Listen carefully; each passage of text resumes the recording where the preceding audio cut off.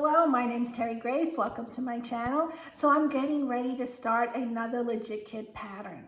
So if you had followed me on my previous videos that I did a Legit Kit, it was the Eagle, Land of the Free. And in that pattern, it was a bigger pattern, and I also provided my own fabric. So the pattern I'm doing now is from a kit, one of their kits, and it's also a smaller pattern. So I wanted to show you how they package their kits, because if I was going to give you any advice at all, I would suggest, if this is your first time, to use one of their kits, because they cover all bases. They do a wonderful job. They're very organized. I am not affiliated with Legit Kit, so I'm not trying to promote the company or anything, but I really am impressed with their kits and how they organize the kit and everything. So I would really recommend that if this is your first time. So what I'm going to show you in this video, I'm going to show how I open the package and what comes in a package that is a kit. And then I will work two blocks for you. I'm going to show one block that is just one foundation paper pattern for the whole block. And then in part two, not in this video because it would be too long of a video, I'm going to do another block for you that is a more complicated block. It will consist of multiple, it could be up to 15 foundation papers. When put together, will complete a block. So I wanted to show you those two types of blocks. And even if you're not doing this pattern, this can apply to any Legit Kit patterns. It doesn't matter what pattern you're working on. The method is still the same. I also recommend that you look at other YouTube videos of other people on how they approach these Legit Kits. And Legit Kit has their own videos as well, I believe. And in the kit, you'll see there's a postcard, and on the back of the postcard, there's a QR code that you can scan, and it will pull up the videos. So I always think it's a good idea to see different methods of how people approach something, and then you pick and choose what works for you. So let's get started. So this is the next Legit Kit I'm getting ready to start making. It's called the Antique Sewing Machine.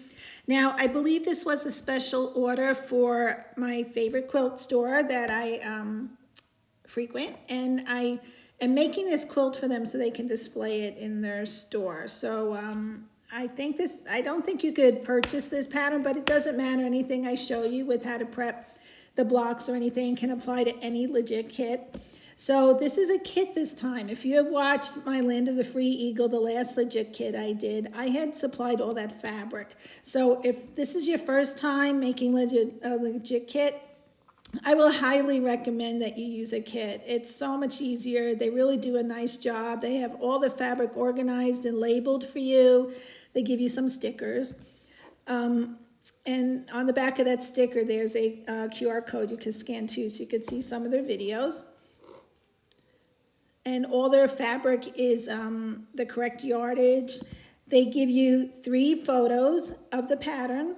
2 will have a grid on it, which shows you exactly where each block goes.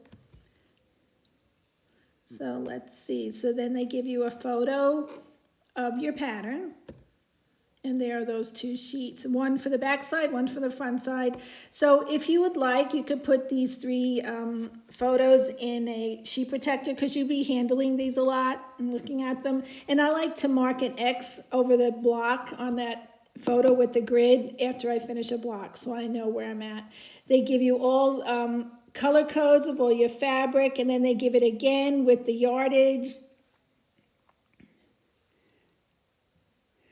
They really cover everything here. They give you your assembly instructions, and then they give you all the foundation papers. That's basic instructions you could read through. Here are all the foundation papers. They also give you layout diagrams on how to place your foundation papers onto each section of your foundation papers onto the fabric, so you can cut it out more efficiently and you don't waste a lot of yardage. So I stack them into separate piles between my assembly instructions and my foundation papers. I put that aside. Now, Yes, all your fabric is labeled, but you know, it could be a time when the label falls off or you need to use all the fabric that they give you and you have to remove the label. So I take this sheet that they have all the labels you could use on this sheet, and I just cut it out. And each section shows the color of the fabric. It has the letter code that's designated for that fabric and the name of the fabric on there. So if you need to replace your label that came with your kit, you could cut one of these out that corresponds with your fabric. And then I just clip it onto the fabric. I keep a box of those seam clips or sewing clips handy. There's your code, there's the color of the fabric, and there's the name of the fabric. When you look at that code, that's those codes and those sections, that represents the name of your fabric. And there's those clips. So I just clip it on, and I clip it onto the corresponding fabric. That's, you know, you would do that if you needed to replace the label, because they do a good job in having the labels on everything. So just real quick, I want to go over, again, I did with my last video, but I'll do it again now, the supplies I use. I get 2 sizes of the 1/4 inch ruler. See that edge? That's what makes it a 1/4 inch. If you only want to get one, just get the bigger one. I take Mylar sheets and I cut them into 2 different sizes. These are excellent tools when you need to fold the foundation paper on over the line. You get a nice press. I used 2 size rulers, and I definitely use glue, and I really like the Elmer's washable glue. You could get this at the grocery store. If you feel more comfortable buying fabric glue at the quilt store, go right ahead. It's going to cost a little more, but I have no problem with this. I really like it. I keep a water bottle, spray bottle, and a lid-free cloth handy in case I get some glue outside the 1/4 inch area. I love Mary Ellen's Best Press spray starch.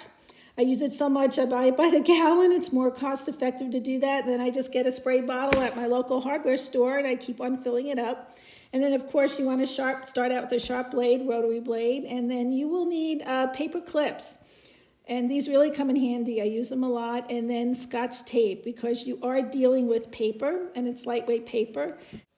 So before I get started, I'm going to take the stack of fabric, and I am going to put all the fabric in alphabetical order. It will make it a lot easier when you need to find your fabric. So I'm going to show you 2 different types of blocks. In this video, I'm going to show you this one block. I'll work with you. This is a complete foundation paper. This particular block, D1, only has 1 foundation paper, and it is the exact size of the block.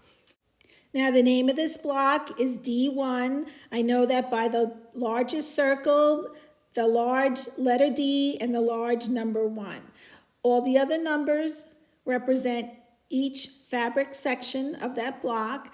There's 8 numbers, so I know I need 8 different fabrics to cut out.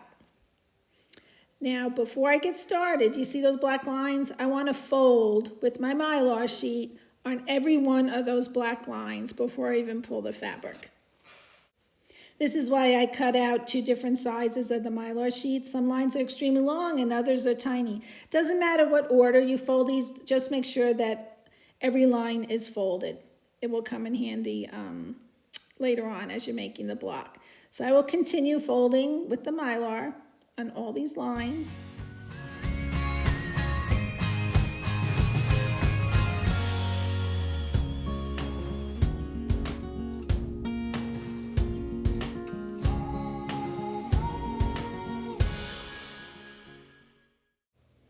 Okay, all my lines are folded. So now I'm going to look at every section starting with number 1, and I am going to pull out that fabric and I'm going to lay it above my block face down. So that's number 1 fabric. Now I'm going to look at number 2, what code, and I'm going to lay that face down, and I'm going to continue doing this until I have all 8 fabric pieces laying face down. All right, I have my 8 fabrics face down. Now I'm going to flip it over so that my number 1 fabric is on top. NS matches my number 1, my green there, NS. So I want to pull out my first 2 pieces I need to cut. So this is the ones, this is, see, number one, it's small, I know. So that's the first section I need to cut out the fabric for. And then I'm going to cut out the number 2 fabric, and we're going to work with the first 2 fabrics at first.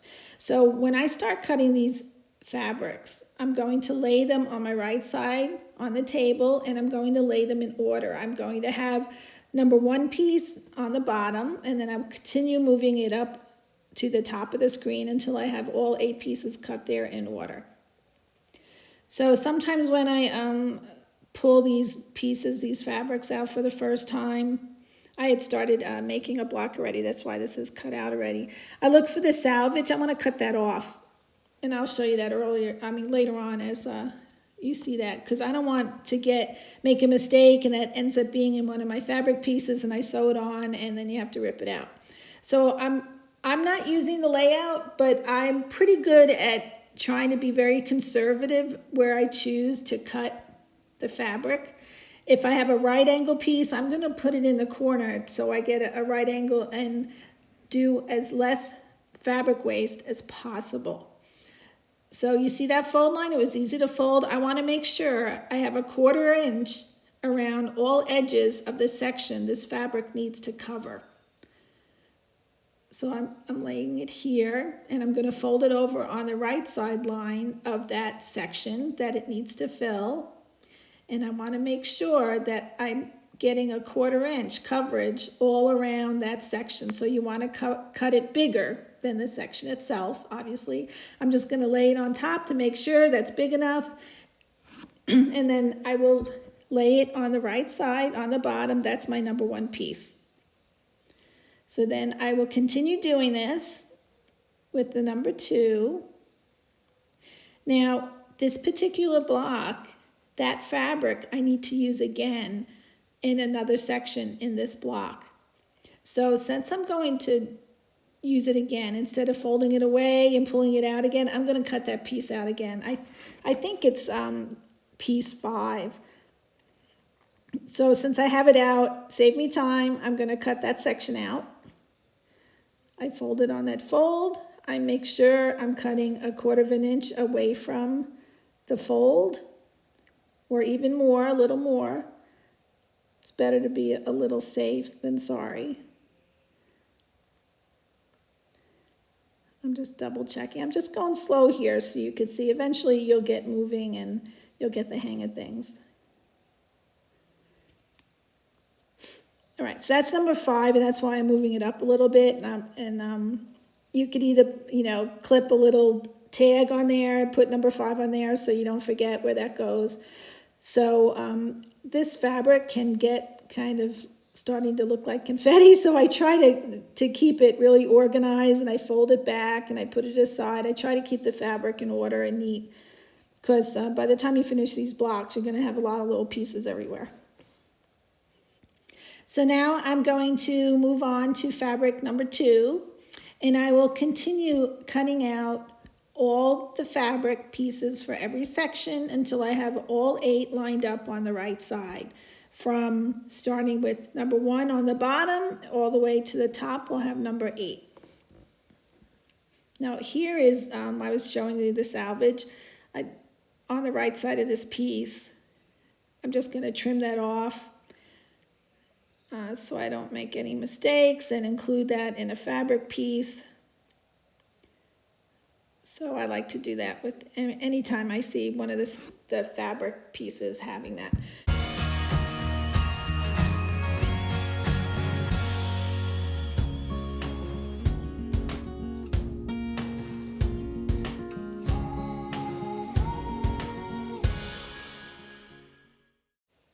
Now here's a sample. I'm finishing up cutting out a piece for one of the sections, and I'm cutting that extra off.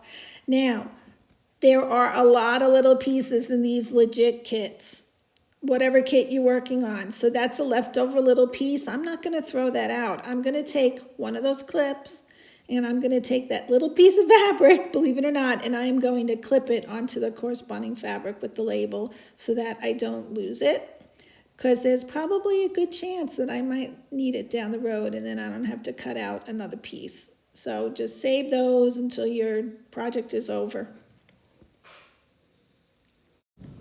Now I wanted to show you how I cut out one of the bigger pieces of fabric for one of the bigger sections. I'm doing section 6 here.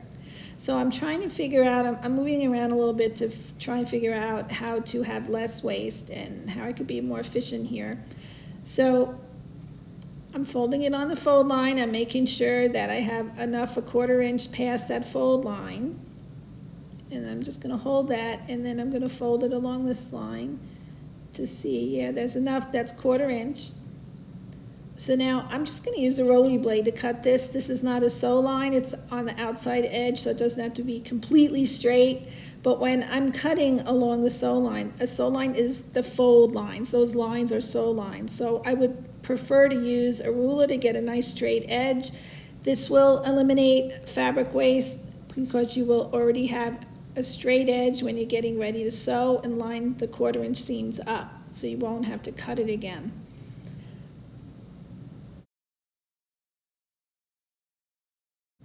So I'm going to finish cutting this out. I think I just have one more side to go. Again, that is along the outer edge of the block, so it doesn't have to be that straight. So I'm just going to take the piece that I just cut out. I'll fold the fabric, get it out of the way, try and stay organized. Put that aside. And I'm going to double check my piece that I just cut to make sure it overlaps section 6. And it's big enough, looks good. All right, so I will put that above my fabric piece for section 5. You see how I'm lining them up from 1 to 6 so far. I have 2 more pieces to cut.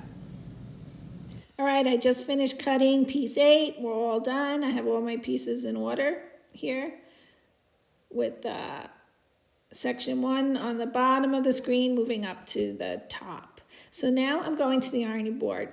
So I'm still going to be mindful of the order these pieces are in. I have my spray starch handy in my spray bottle. I'm going to take each piece, flip it over, lay it on the ironing board in the order that it was on the table.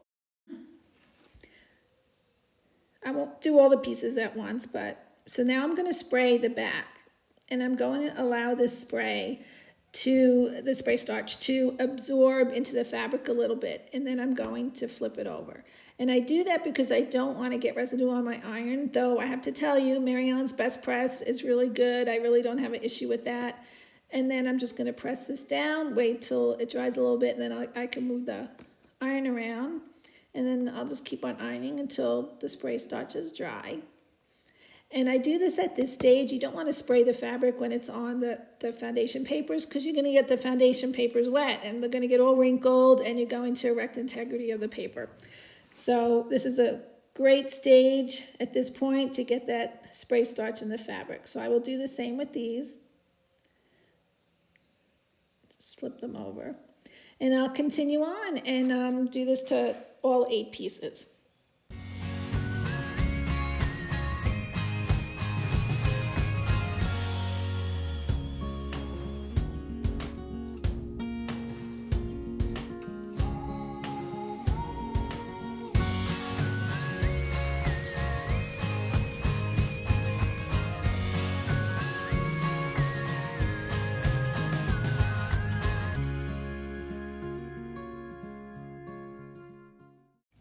Okay, all 8 pieces are pressed, so now I'm going to pick these pieces up in order with number 1 piece on top.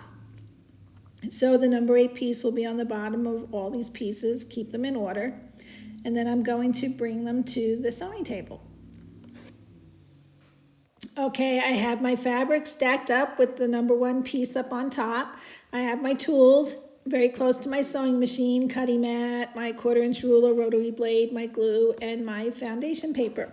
So I'm going to work with the first 2 pieces first. I'm going to grab fabric 1 for section 1, and then I'm going to grab section 2. Now, the first 2 pieces are a little tricky. After that, it gets easy. So I want to fold on my first sew line, which is a line between section 1 and section 2. Okay, I want to grab fabric 1 with right side facing down. I want to place that glue a little more than a 1/4 inch down, more like a 1/2 inch down, and then I'm going to align that sew line a 1/4 inch down from the edge so that you have your seam allowance. And then I'm going to take fabric 2, I'm going to look for the sew side, hold the piece up, that's how it goes. So that is my sew side, so I want to make sure I have a straight edge, and that's a little curved. So I'm just going to slightly trim it to give it a straight edge so it will align up with fabric 1 on that 1/4 inch seam nicely.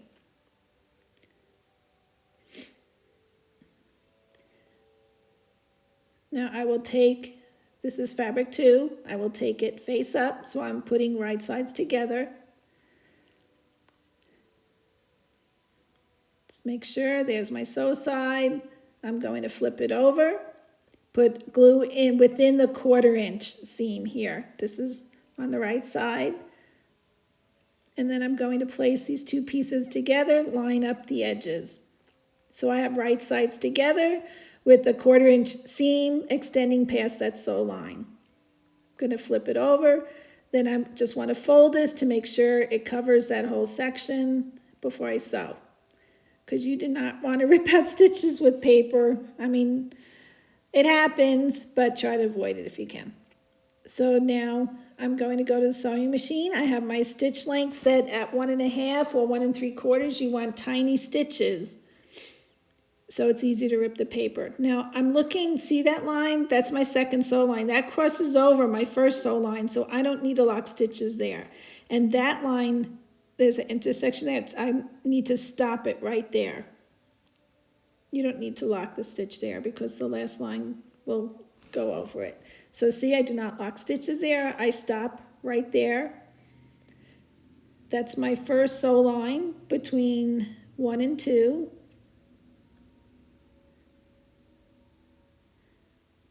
And there you go. So now I will finger press. This is important because you get nice presses right up to the seam, and it will be easier to iron.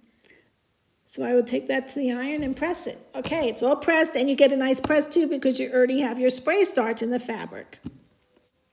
Now the first 2 pieces, this is the one and only time that I will be gluing fabric to paper. So before I continue, because I had glued the paper to piece number 1, so I just want to pull that, separate that, make sure the paper isn't sticking to that before I continue on, before it dries completely. All right, so now I'm looking at sew line number 2, and see how it crossed over sew line number 1. So for me to fold along sew line number 2, I need to separate the paper from the fabric there. So I'm just going to rip it, pinch it. I pinch both sides of the paper and the fabric and just pull it right up to line 1 there.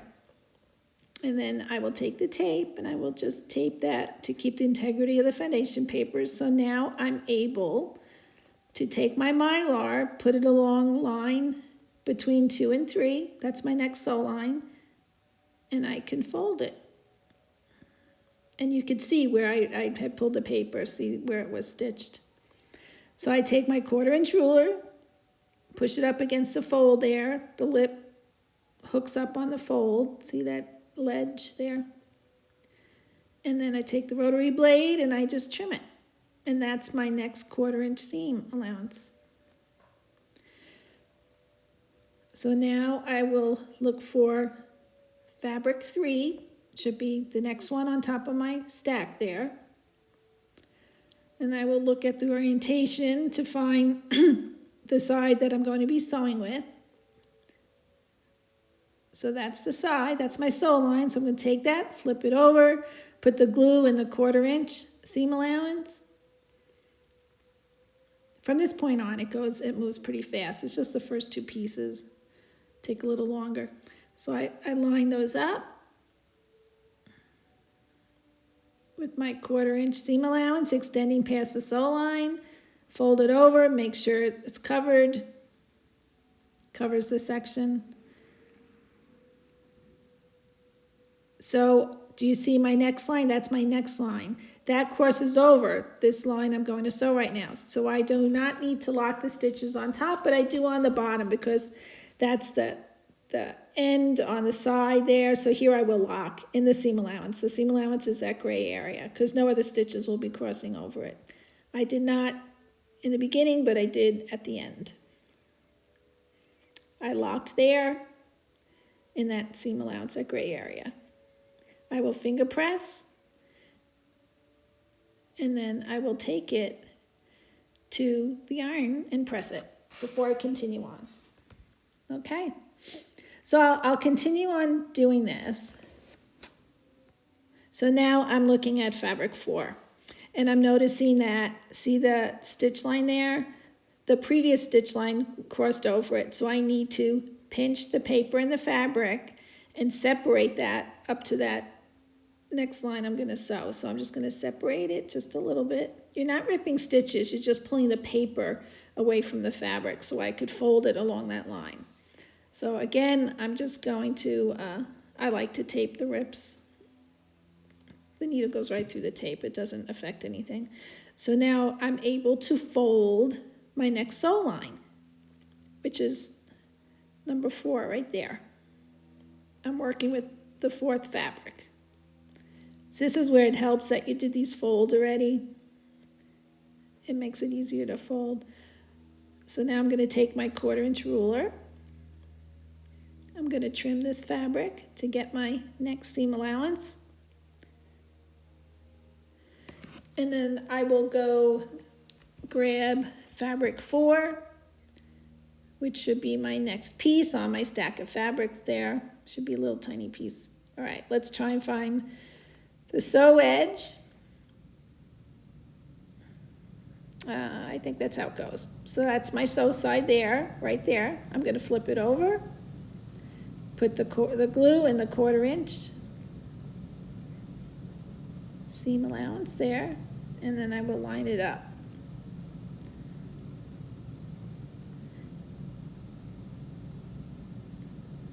I know, I feel bad that, you know, this block I'm working on, the first few pieces are so tiny, but you need to see this too. I mean, how you work these tiny pieces. So I fold it over to double check to make sure it's covering the whole area.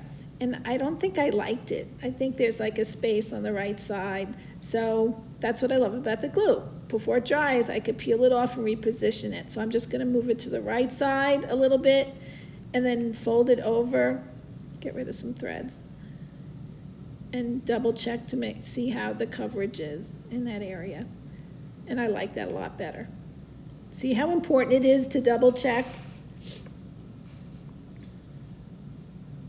Okay, so now I will sew along the 4th line. I will lock stitches there because I don't believe there's any more lines crossing over it. And then I will stop in that intersection there.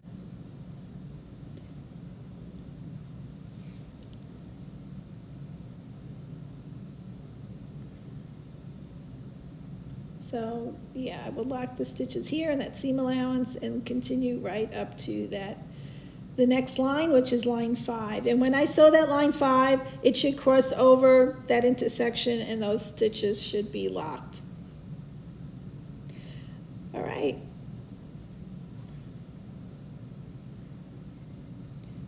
So I'm going to continue doing the rest of the pieces, and I'll wait till I get to a big piece, which is coming up, and I'll show you how I handle the bigger pieces. Oh, always keep a lint brush handy. You're dealing with all different fabrics and a lot of thread, so it keeps your workstation clean. So I'm going to skip ahead. I sewed fabric 5 on, and you see how floppy it is and long. I'm just going to tack it down. I'm doing it in the extra fabric by the seam allowance and extending there. I know I said I don't glue fabric to paper, but it's on the edge. So I just want to keep that in place to make sure everything's lined up correctly and it keeps it flat. So now I'm going to be doing fabric 6, and this is a big piece. So I want to show you how it starts to get a little awkward when you start handling these bigger pieces. So I'm going to fold along my next sew line, which is between 5 and 6.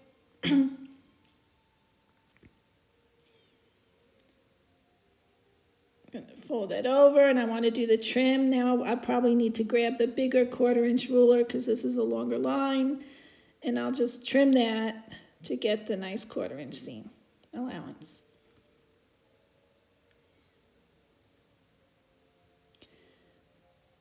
So now I will go grab fabric 6. Now we're getting into the bigger pieces.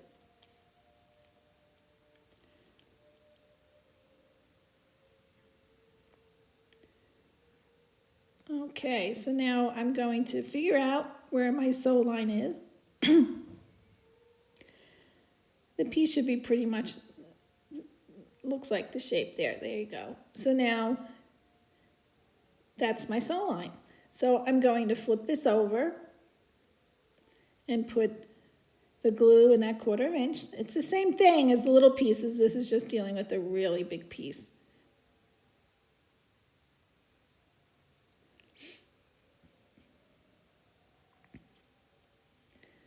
I will line it up. And this is important since this is so big. After I glue these 2 pieces together, I would definitely want to check to make sure it's going to, and see how I folded the paper so I could see very clearly where it needs to cover. And I didn't like the way it wasn't covering it the whole way, so I need to take this off and reposition it. Again, this is the time to do it now. You don't want to notice it after you sew it. All right, I moved it to the left a little bit. I think the glue started drying. I need to just add a little more glue there. Sometimes you have to do that. All right, let's fold it over. See, that's the section it needs to cover. So that looks good. Good coverage. All right, I'm going to stick with that. Now, be careful when you flip this over. You don't want fabric to get folded underneath. You want to make sure it stays nice and flat on the sewing machine.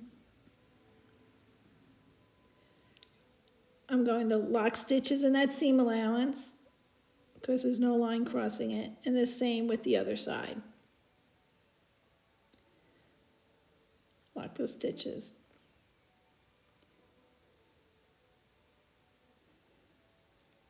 I'm just doing this slow, so I think it's real important so you could see how one block is done. All right, so now I will finger press.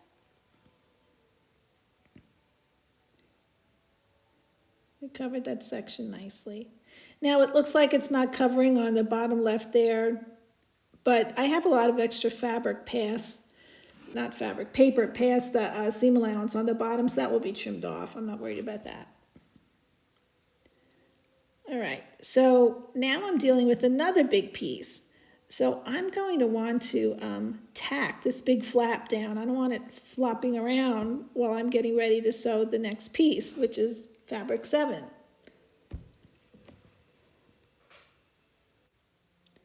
So I'm going to flip it over. I'm just going to tack it on the side, the outside there, in the extra paper along that seam allowance there. Just to hold it in place a little bit. I'll cut, those threads off. I don't want them getting stuck anywhere where they shouldn't be.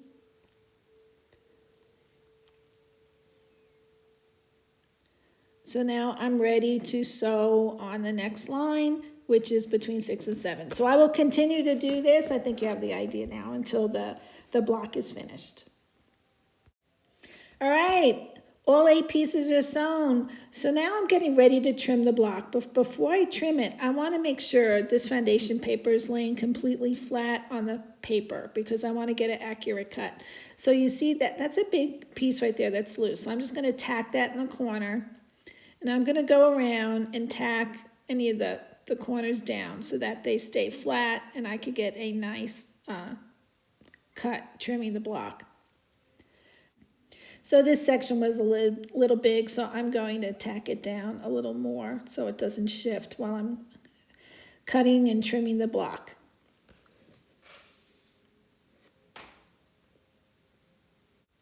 Now I brought the block to a bigger cutting mat on my cutting table. So I am going to trim along the outer edge of this gray area, which is your seam allowance. And then the left part of that gray area is your sew line. So I will trim along the outside, the right side of that gray.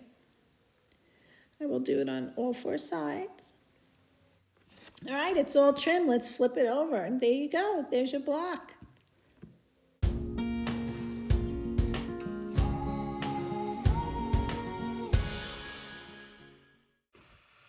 So I hope this video was informative for you and has answered any questions you might have had if this is your first time paper piecing or your first time even making one of the legit kits. So please don't hesitate to ask me any questions in the comment section. I'll gladly get back to you. And I also will be posting a part 2 video which will cover the second block I had mentioned in the beginning of this video. It will be a more involved block. It could pertain maybe 15 smaller foundation papers, and I will show you how I approach that and how I put them together. So knowing these 2 types of blocks, it should help you for any situation in putting your legit kit pattern together. So if you don't want to miss that video, please subscribe. And if you enjoyed this video, if it helped you, please press that like button. I would appreciate it. It helps a lot. So you have a wonderful day, and hopefully you'll join me in part 2.